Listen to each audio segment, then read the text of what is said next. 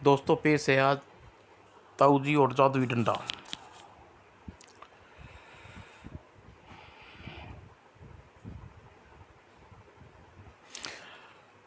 राजा चंदन सिंह के दो पुत्र थे, नल और नीर।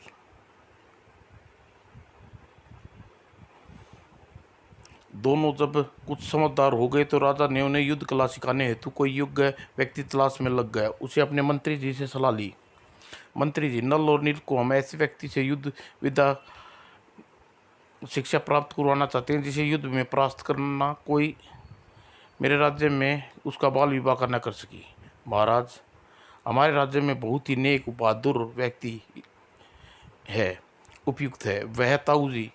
वह आपके खूबे सूबे में लड़कों को एकत्रित कर उन्हें युद्ध विद्या की शिक्षा देते हैं।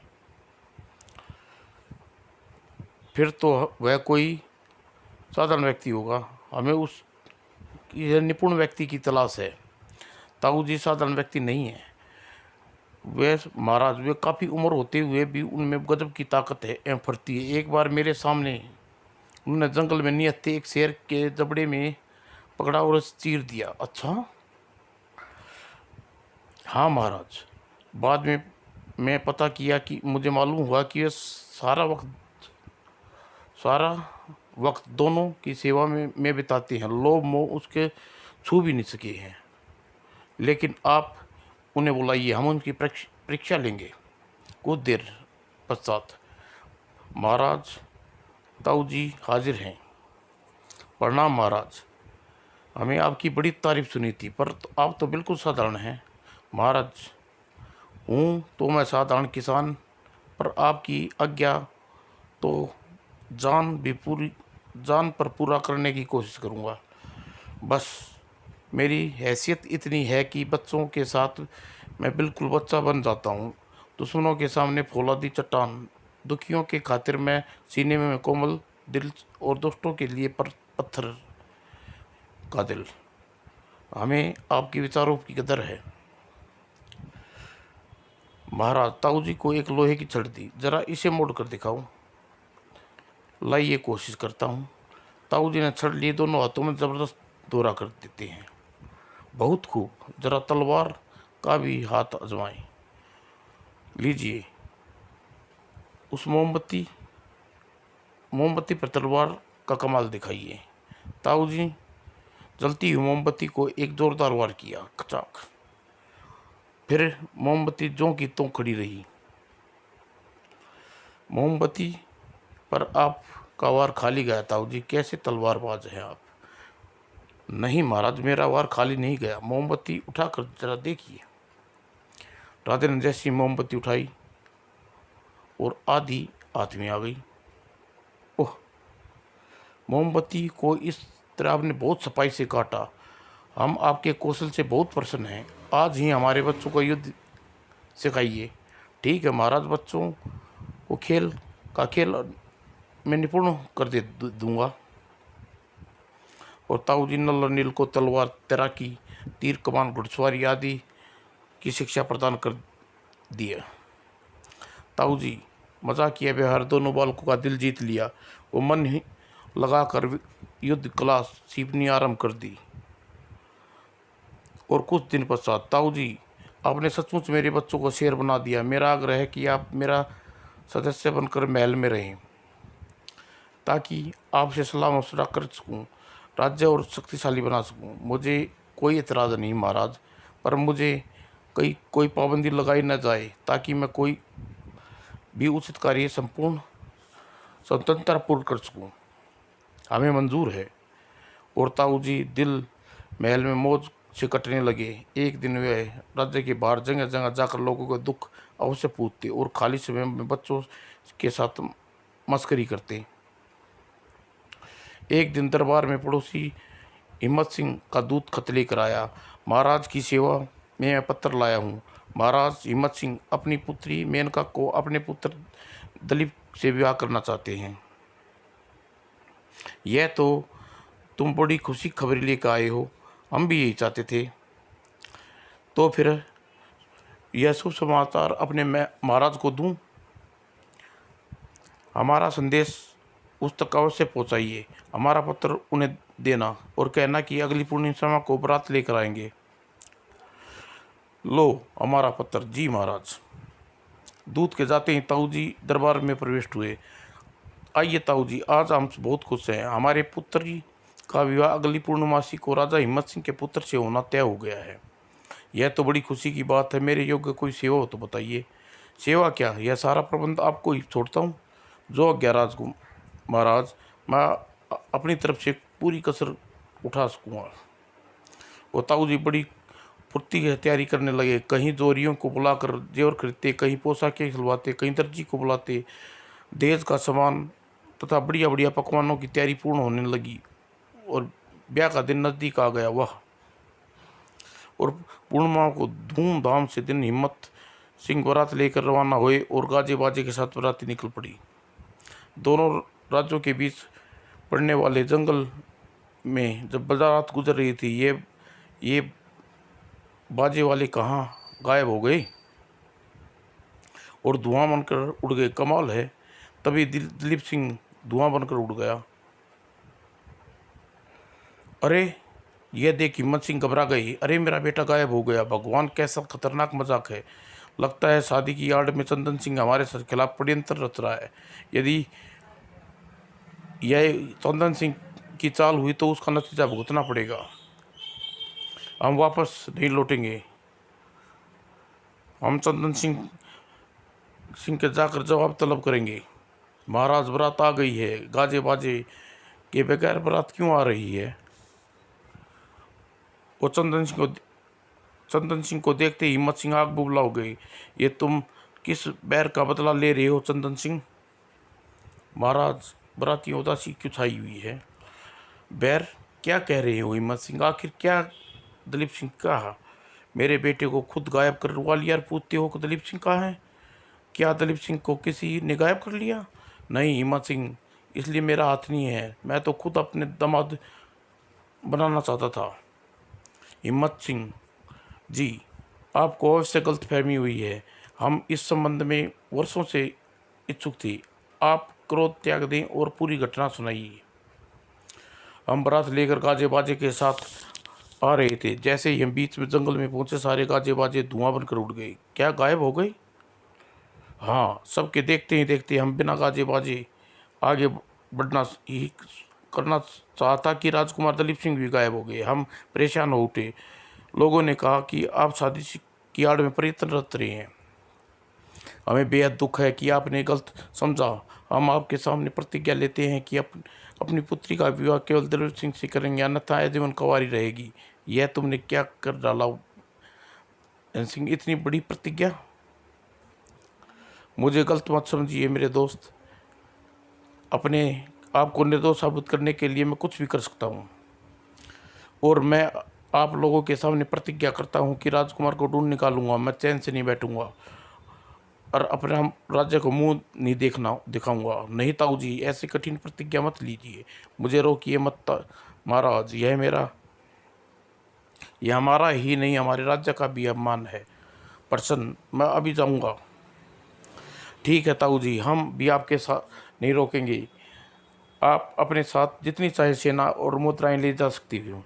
हिम्मत सिंह, मेरा निवेदन है कि आप दुल्हन लेकर ही विदा होंगे, इसलिए आप मेरे लौटने तक महल में विश्राम कीजिए।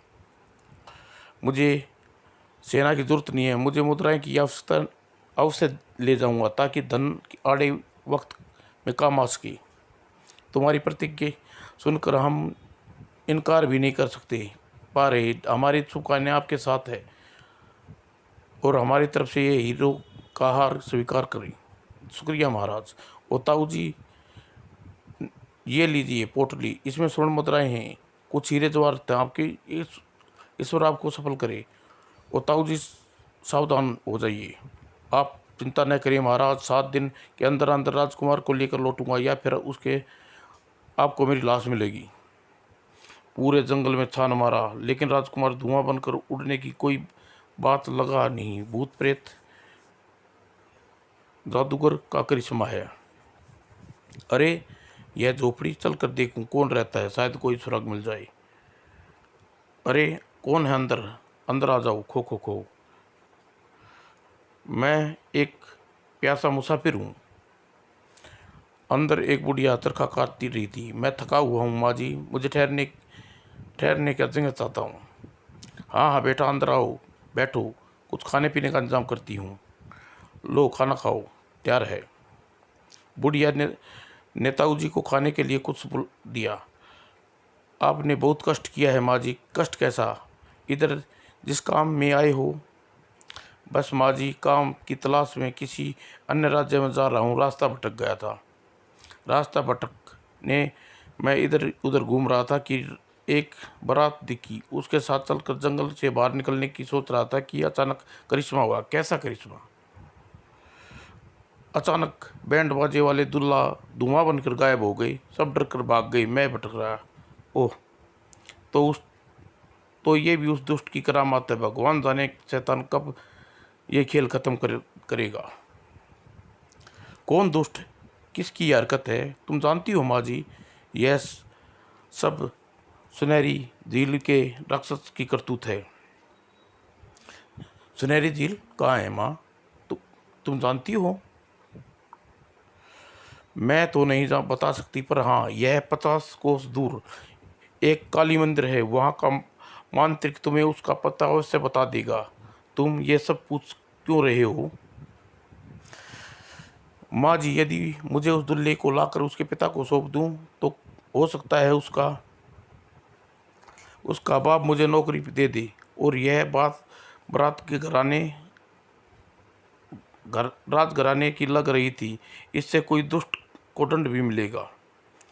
यह तो बड़ा खतरनाक राक्षस है, चारों तरफ मायाजाल फैला रखा है। मुझे इस खेलने की आदत आदत है माँ जी। शाबाश बेटा, मुझे तुम्हारे विचार सुन बहुत पसंद आए। यह लो मेरा जादुई डंडा, तुम्हें प्रयास करो और हर इच्छा पूरी करेगा। यह क्या है?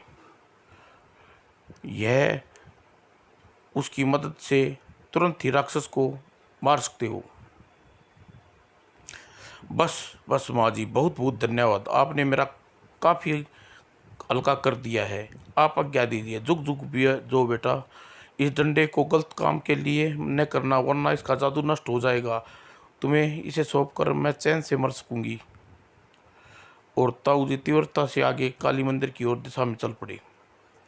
अंधेरे होने से पहले ही ताऊ जी काली मंदिर में पहुंच गए और मांत्रिक चबूतरे पर समाधि लगाए बैठा था। प्रणाम मांत्रिक जी। आओ बच्चा, इधर कैसे आना हुआ? आपसे सुनहरी झील का पता पूछने आया हूँ। वहाँ एक राक्षस का निवास है। मुझे उस दुष्ट का निपटना है। ओह, अब समझा। पता तो मैं बता दूंगा, पर रात के वक्त जाना ठीक नहीं होगा। रात भी यहीं बिताओ, जैसी आपकी मर्जी। जाओ अंदर कोठरी में जाकर सो जाओ। जो आज्ञा महाराज। जाने पर मांत्रिक अपनी सुरक्षा का प्रबंध कर लूँ। ये जादुई डंडे, मैं सो रहा हूँ, रखवाली करते रहना। हाँ हाँ। और ताऊ जी पोटली पलंग के नीचे सरका दी और आराम से खराटे बनाने लगा। कुछ देर बाद मांत्रिक कोठरी के पास आया। हे, लगता है सो गया। ऐसे शिकार हाथ नहीं लगेगा और राक्षस के पास मरने ही जा रहा है। इसकी इच्छा पूरी कर देता हूँ, फिर इसका धन भी मेरा होगा ही। और मांत्रिक दबे पाँव कोठरी में आया। उसकी नज़र पोटली पड़ी और जो ही हीरे जवाहरात, ओह, हीरे का हार, इसे भी उतार लूँ। रागी इससे पहले इसे मार दूंगा। और जैसे ही मांत्रिक गले पर तरफ झपटा और डंडा खड़ा हो गया और देख मांत्रिक घबरा गया और धन छोड़कर भाग खड़ा हुआ। डंडा उस पर बरस पड़ा। आह मांत्रिक! और दर्द से चिल्लाने लगा। हाय मरा, हाय मरा! चिल्लाहट में ताऊ जी की नींद खुल गई। जरूर यह मांत्रिक कोई हरकत की है मेरे साथ।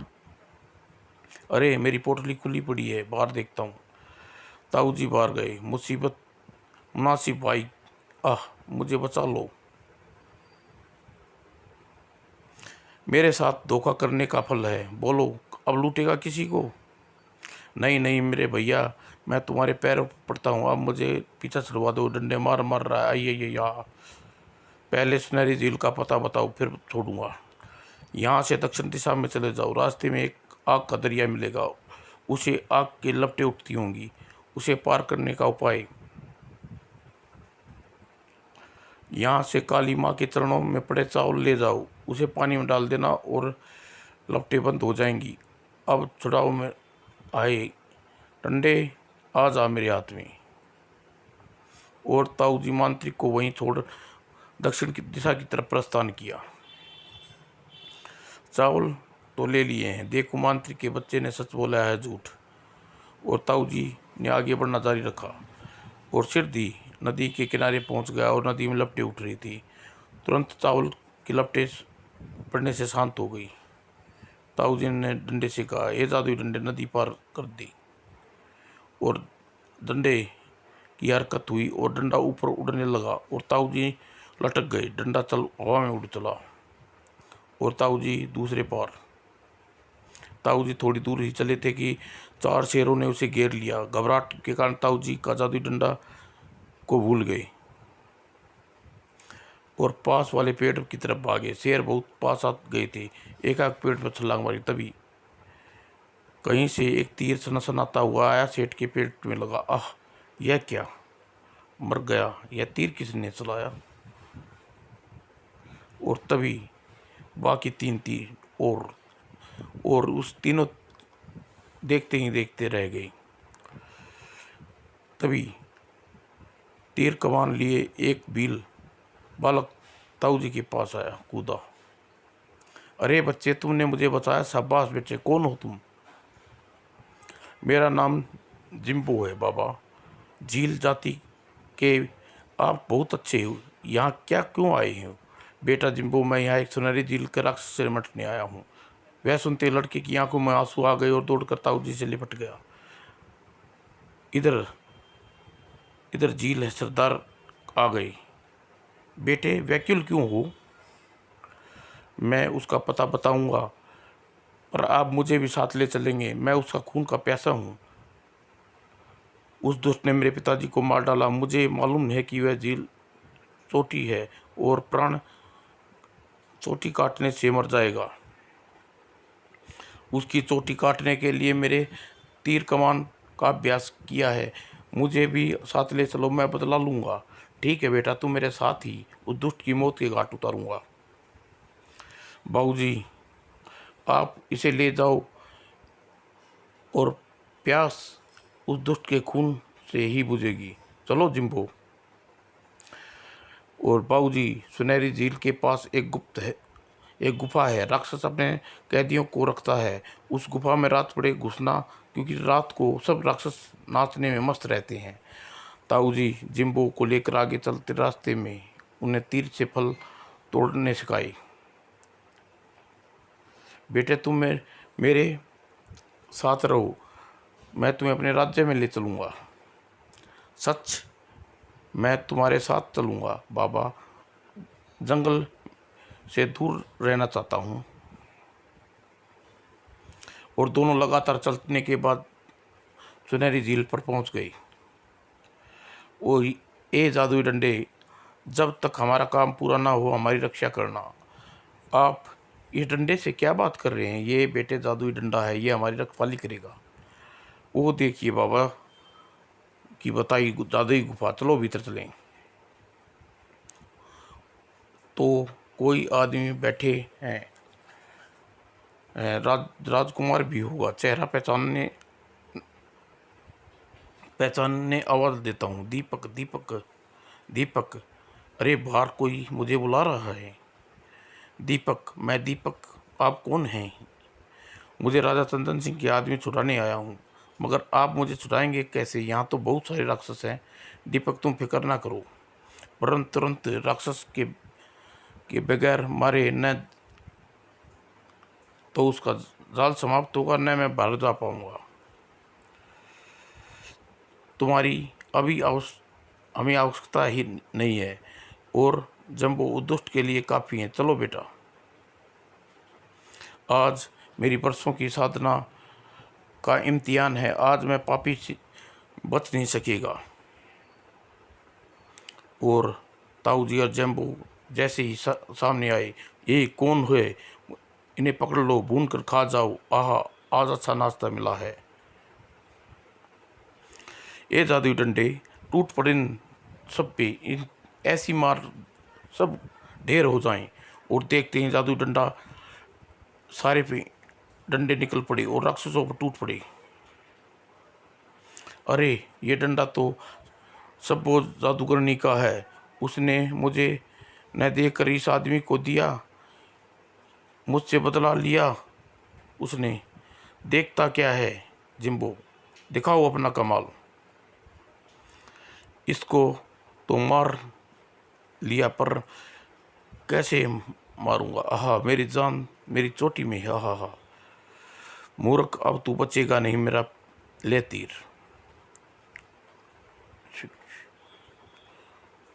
और चोटी करते ही अंत हो गया।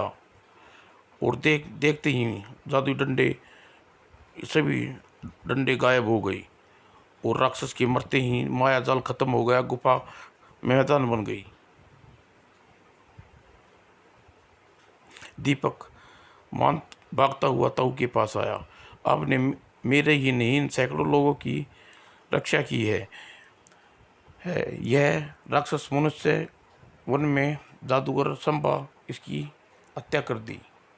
जब मनुष्य था तो मेरी ही नहीं इन सब लोगों की रक्षा की है। यह राक्षस जब मनुष्य था तो इन वन के जादूगर सांबा ने इसकी हत्या कर दी। मरने के बाद वह राक्षस योनि में चला गया। तब इसके धोखे से जादूगर सांबा को मार दिया और सांबा जादूगरनी का पति था। ओह, तो वो बुढ़िया सब वो जादूगरनी इससे बदला लेना न सकी, इसलिए मुझे जादुई डंडा सौंपा है। खैर चलो, दुष्ट का अंत होगा। ये जादुई डंडे हमें घर पहुंचाने का प्रबंध करो। और देखते ही देखते एक विशाल विमान प्रकट हो गया। सब जब जम्बो बाबा मिले, बाबा मेरा बदला पूरा हुआ, मैं ताऊ जी के साथ उनसे मिलने आऊँगा। अच्छा बेटा जाओ, खुश रहो। और सबको अपने घर छोड़ता हुआ विमान राजमहल के प्रांगण में जाके गायब हो गया। ओ मेरा बेटा आ गया, मेरा दामाद आ गया, अब मेरी बेटी का ब्याह धूमधाम से होगा।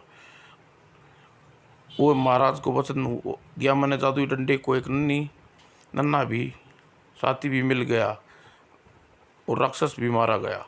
ताऊ जी हम आपका यह और ये नन्हे जैम्बो का एहसान कभी ना भूल सकते। आज हम शादी धूमधाम से होगी। और रात को धूमधाम से शादी हुई। पर ताऊ जी मैं दीदी को बधाई दे आऊँ? हाँ ज़रूर बेटे जाओ, दीदी बधाई हो। ओह मेरे भैया। और उठ गई राजकुमारी, खुशी था दीपक। आओ। और समाप्त दोस्तों।